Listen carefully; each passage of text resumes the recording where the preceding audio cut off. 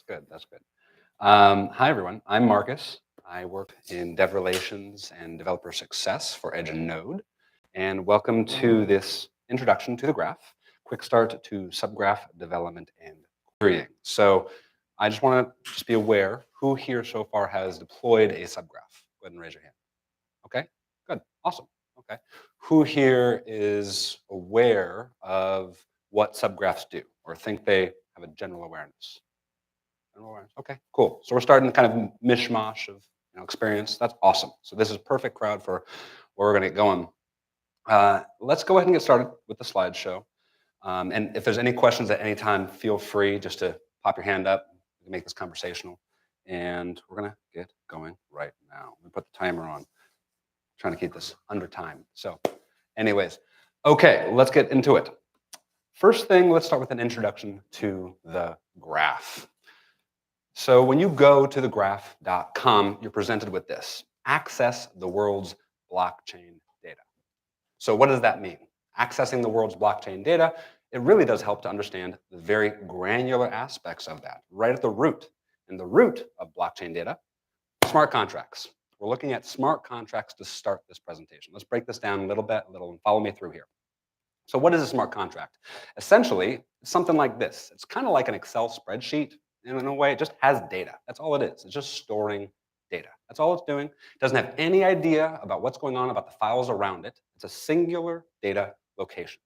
Now, in time, when you string them together, you actually can get a little bit of history on that data. You're actually able to understand data through time. And you could actually see what's been happening to that data over time, also known as data on the blockchain. You have smart contracts all over the blockchain. You're understanding data in a certain location, and you're understanding that data over time, okay? Now, it doesn't look like that. It's kind of Apple look right there. It looks like this. When you're going to an Explorer, you're seeing the data over time, and you're able to really understand that data through this Explorer. However, it's not easy to go through. All right, it's not really the easiest to understand. So instead, ideally, we have a system to figure that out. We're going to talk about the graph in a second, a little bit more, but I want to dive a little bit deeper into kind of the blockchain mechanics. Understanding the blockchain as a whole is write optimized. What do I mean by that? If you want to write something to the blockchain, you actually go through these nodes, the validators, and you're having that information written. And it's written in an unorganized way. Now, ideally, when it was originally hypothesized, we would be able to read that information directly from the blockchain. And you'd be able to see the front end right there. You can see the users up top here. And then there would be a write, and then there would be a read. And that would be that simple. However, it's not that simple. All right, we have a lot of disorganization on the blockchain because whoever's first on the blockchain gets their data written there. All right, just simply executed that way. So we have a read issue because it's so disorganized. We're seeing a single write going in, and then maybe a heck of a lot of reads for that single data point. And essentially what you have, let me give a metaphor for this, is who here has used Instagram today? Anyone use Instagram? Yes, there we go. All right, that's okay. Who here has shared a photo in the last week, either through a story, through a post, anything? There we go. Okay, cool. So that was a single write. All right. How many followers might read that? Maybe 100, 500, 1,000, 10,000. So you have a single write and maybe 10,000 reads for a single data point. And that's essentially what the blockchain read issue is. There's always going to be a lot of reads going on. How do we organize that information? Well, there's a Web 2.5 solution. And right now you're seeing here, we have a front end that is writing to the blockchain. And then we have a centralized indexing solution. And indexing is organizing data. That's all it's doing. It's organizing the data. However, it's centralized. And here we have a little data point coming from the blockchain, and it's going to our front end, but it also has Web 2.0 problems inside of its centralized nature. So if that goes away, all the advantages of the blockchain go away too. So it's really important that you understand that, okay, that is a solution, but it's not exactly a Web 3.0 solution. So the Web 3.0 blockchain read solution is as such, where instead of having read done by centralized indexing, we have a decentralized indexing capacity. And all of this data coming from this singular location is going to all of these different nodes and being populated to the front end. And if there's any issues on any of this, let's say there's potentially a node goes down somewhere around the world, we are still intact. That is okay. All right, and that is really the value proposition of the graph, is making sure there's a decentralized indexing and querying service being provided for security and making sure that we have really an incredible amount of just having layers of decentralization all the way through. Okay, so we love this. We can build truly decentralized apps this way. Having the front end even decentralized would be awesome too. And that is essentially the graph as a whole. It's a high-level overview. It's a decentralized indexing network protocol. Now, a little bit more about the graph network and how many indexers there are. There's 450 plus worldwide, permissionless. Anyone who wants to be an indexer can sign up. There's redundancy. We have lots of indexers all over the world. And it's fast, cheap, and reliable. It's a global open API. All right. So you're here to really get that high-level overview of the graph, which we've just done right there. But now we're getting into subgraphs, all right? So then what are subgraphs? Why do we need subgraphs? What's important about subgraphs? Well, really, let's just use an image here, all right? So let's say we are surrounded by blockchain data now, all right? We have all of this information, and we're just swimming in it. We don't know what's what. We don't know up from down, left from right. We don't really know what's going on. And we have all these nodes now deployed to the graph. Wouldn't it be nice if these were able to be organized really, really rapidly? So this is metaphorical, of course, where we are seeing live footage of subgraphs in action. But really, if we have a single data point, it needs to be organized in context with other data points. And that's what subgraphs provide. They provide the rules that actually this data could be organized and then accessed in an effective way. So let's go through and get a little bit more detailed on this process. The subgraph data pathway looks something like this. You have on-chain data as well as potentially off-chain data through IPFS and file data sources. That will be piped into our subgraph manifest, kind of defining our shape of our subgraph. All right, that's going to be a file we're going to take a look at in just a second. From that definition of the subgraph manifest, we're looking at all the different types of data sources. We then transform that data with the mappings. Okay, so we have mappings.ts. This is the logic. It's kind of like, how do you want to organize this data? How do you want to put it into buckets? That's really what the mappings are doing. And then finally, once that's been organized well, we have the schema.graphql, so just known as the schema. That is how that data is queryable. You're actually able to send GraphQL queries to this schema. So I'll be going over this again, but really the one takeaway I want you guys to have from this is there's three main files you need to look at. You have subgraph.yaml, mappings.ts, and this name might change depending on the auto deploy, but just know it's in the src folder. And then you have schema.graphql. Those are the three key files that you need to be aware of and how they link. So once they link and you have that schema.graphql, you could send a query and then actually get that information from the decentralized graph network and from your subgraph, all right?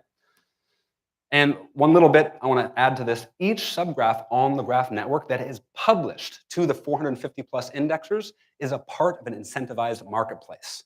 This is permissionless. This is Web3, which means you have to be able to incentivize people. And incentivizing people is done in the graph network using the GRT utility token. So indexers are incentivized. You're actually being able to participate in the graph network, and that's really important to understand that each of these subgraphs are permissionless. Anyone can build them. Anyone can actually start getting involved in their own way. So that's the overview of the graph and subgraphs. 1 to 2 billion queries per day, over 1,000 subgraphs on the graph network, and 450 plus indexers are working right now. So very cool stuff. If you would like, high-level overview was performed for subgraphs and the graph. Feel free to scan this QR code and tweet out that you are learning about Graph Protocol and really the high-level mechanics of it. And in just a second, we're going to dive in a little bit more. Any questions so far? Feeling good? Awesome. Cool. Wait till phones are down. Okay, cool. Okay, so let's get into it. Let's deploy and query a subgraph. Who here, if anyone wants to be live coding, you're free to hop in and pull up, open your laptop. If you do not want to, that is fine too. We'll just get into it. So you could also scan this and hop into the repo that was created for this, and I'll leave that open.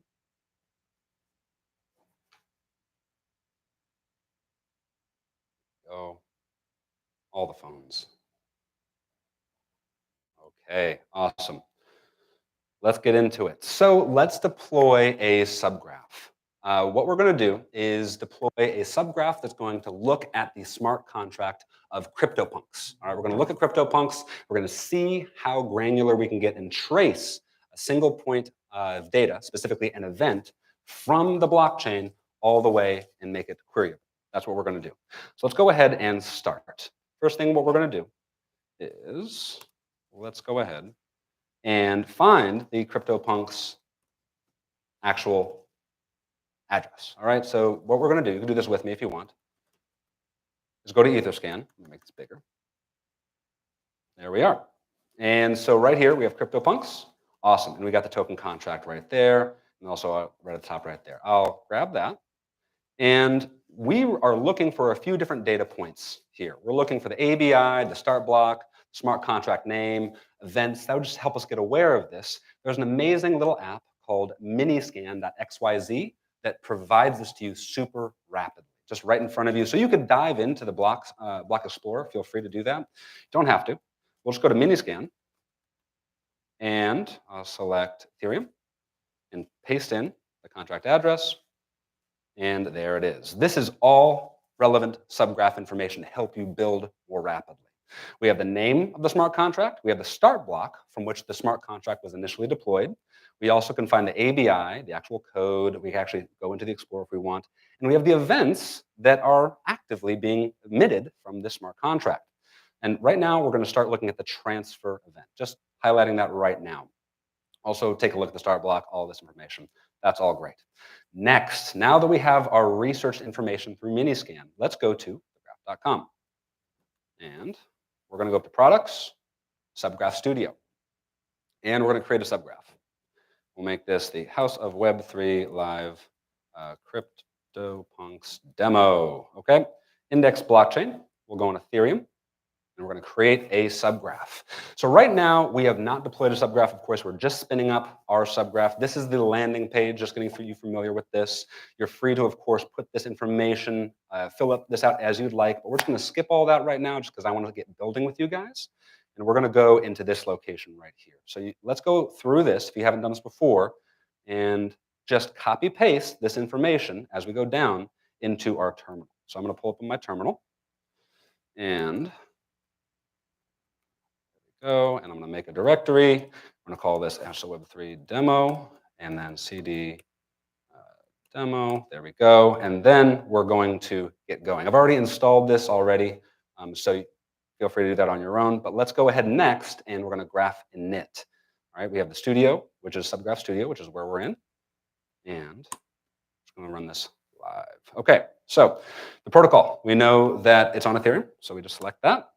The subgraph slug is already automatically populated from the initial flag right there. And then we automatically create a directory, just select everything as default. And then here we get to select the chain from which the smart contract is deployed to, and we have mainnet, so we'll select that. And then let's go ahead and say, all right, it's asking for our contract address. Let's go to Miniscan. We have our contract address, and drop it right in. It's now fetching the ABI. It's also fetching the start block, all right? It does this automatically many times, but depending on the chain, I know some people here are going to be looking at different smart contracts, for example. If you're on a different chain, sometimes the ABI or start block is not able to be gathered. So that's just important that you can know, okay, if for whatever reason on the specific chain that you're at, you need to get the ABI, well, guess what? It's right here. You can click on that and say, all right, I've got my ABI. Control A, select it all, and then copy paste save as a JSON file. And then from there, it can be provided right to the CLI that way. So super easy through Miniscan. I really like using that. Let's go back. And then also same with the start block. It sometimes will ask you, hey, start block, and it can't populate it depending on the chain. Guess what? You've got the start block right there. Copy paste, and it automatically is doing it here. So very nice. Nice little developer experience situation. So it's asking for a contract name. Of course, you could just name it contract. It is standard to name it the proper name of the contract because you may eventually have multiple smart contracts you're indexing. So you don't just want to name it contract if you're eventually indexing 5, 10, 15 smart contracts. Start with the actual name, and you'll thank yourself later.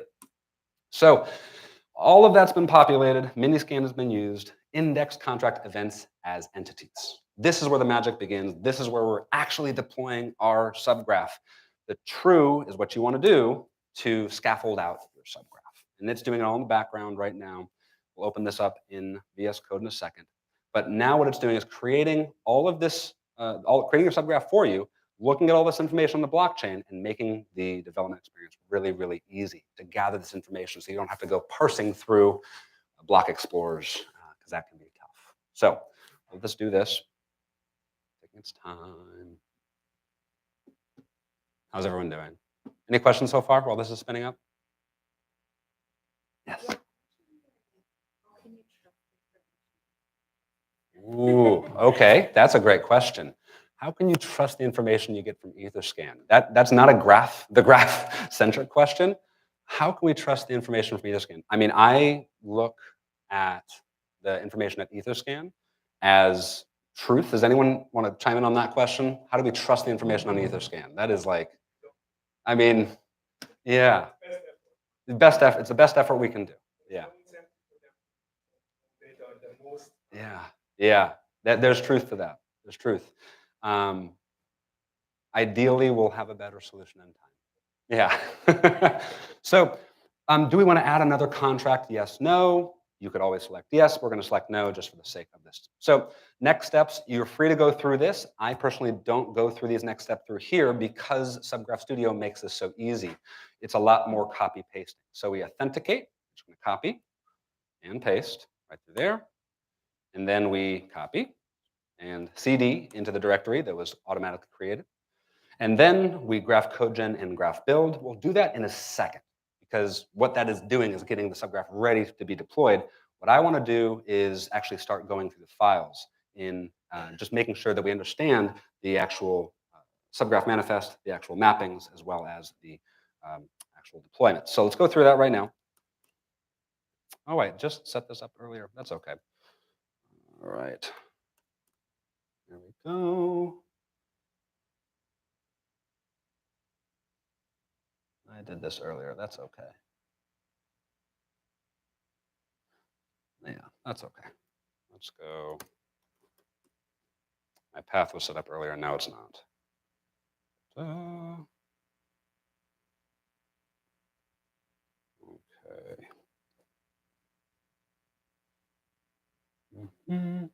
There we go. Okay.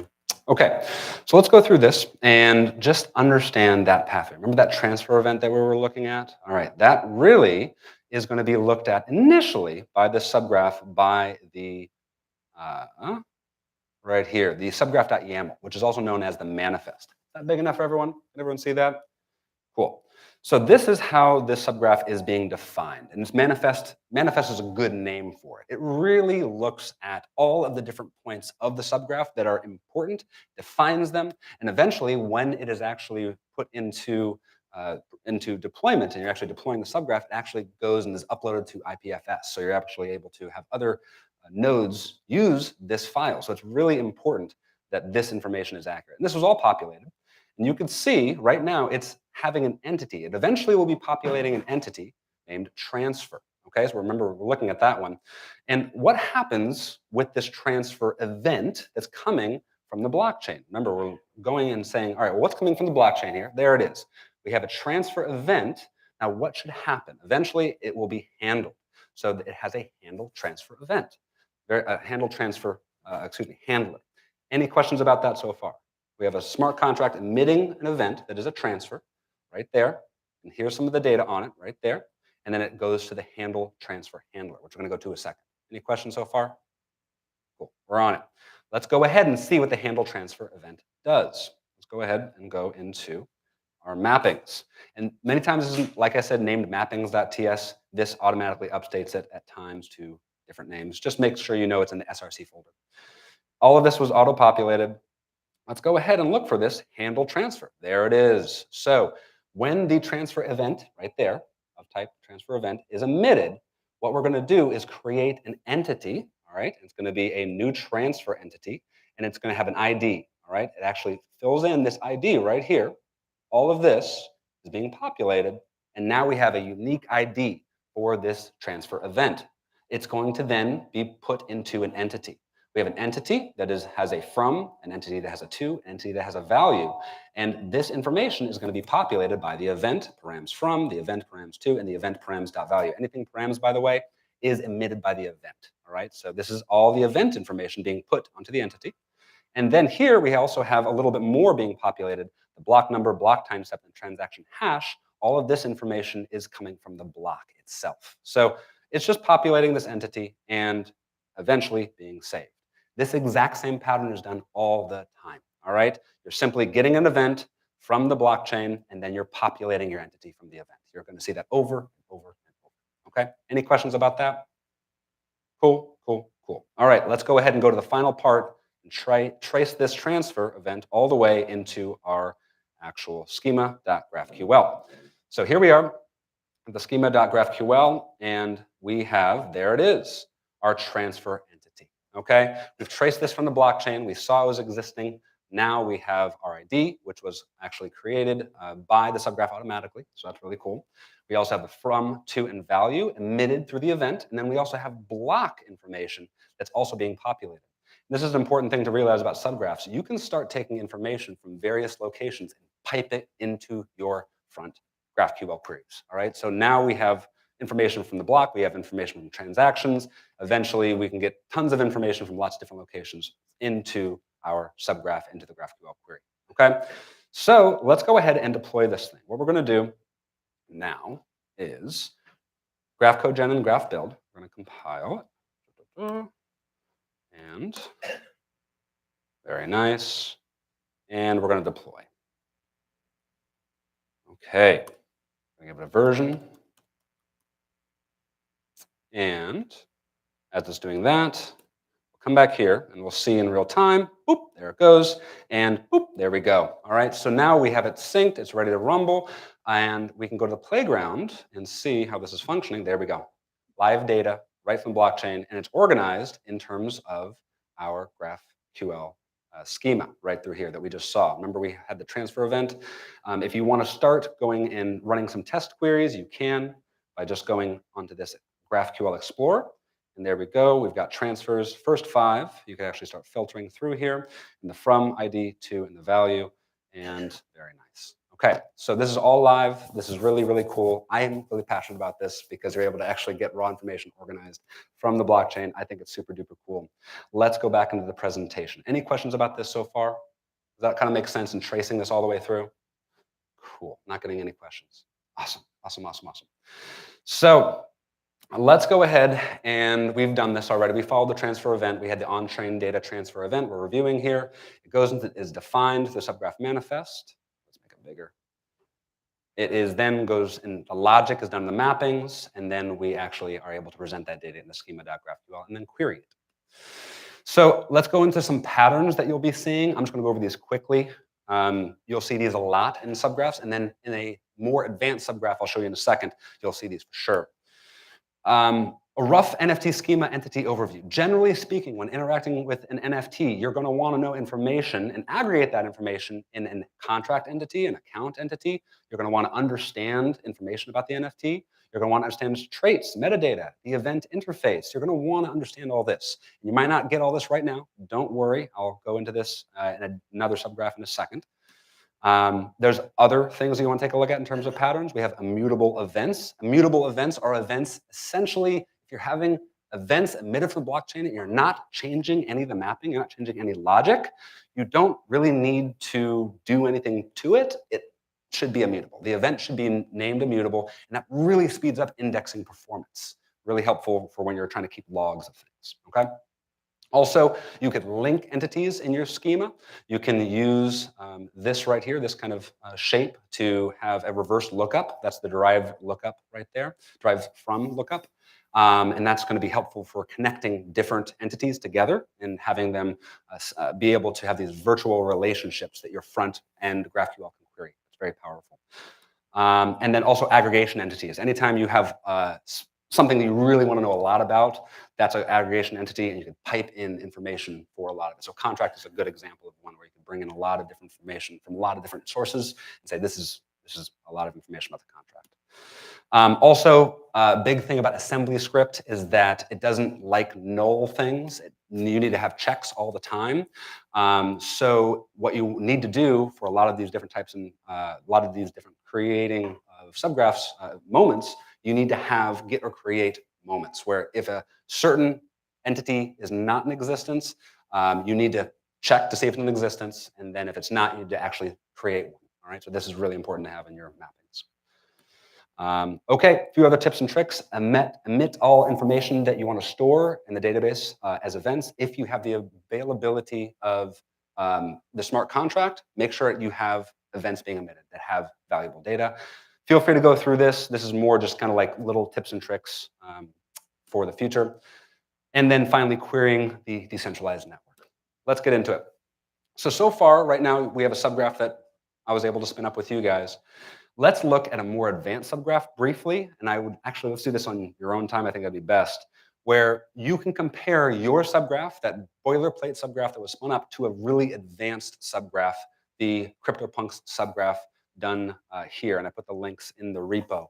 If I were you guys, what I would do is I would look at this basic subgraph that you've spun up, and then I would compare it to this more built up subgraph and compare and contrast and say, okay, well, this is what my subgraph can do. What can this more advanced subgraph do that's looking essentially at the same data points, and how much more creative can it be? That's a big learning thing that I think would be very helpful to really get into the groove of seeing what can be done. And then here are some questions that you can actually start to ask yourself when you are in the playground. You can go ahead and see what your boilerplate subgraph could do and answer some of these questions. Some of these questions right here could be answered by a boilerplate subgraph that you've deployed, and some require the more advanced subgraph deployed and actually published on the decentralized network. So if I were you guys, I would hop in, see which questions you can answer with the subgraph that you've spun up, as well as the one that is more advanced.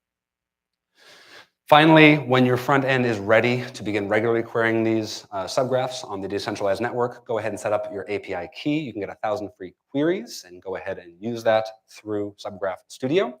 And then from there, you could actually go ahead and query your heart's content through your front end.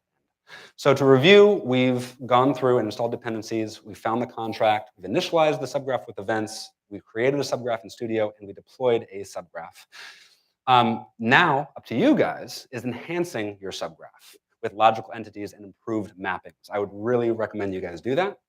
And also update your subgraph, further enhance, and eventually, when you're ready, publish your subgraph to the decentralized network. And that is the CryptoPunks subgraph that I referenced earlier that is active on the network. Finally, feel free to join the Graph ecosystem. Feel free to scan this to learn more about the graph as a whole. And that is the end of this presentation. So I want to thank you all for coming through here today. And if you have any questions, feel free to ask. Thank you for your time.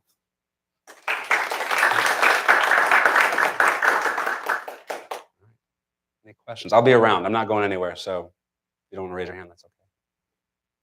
Question? Yes.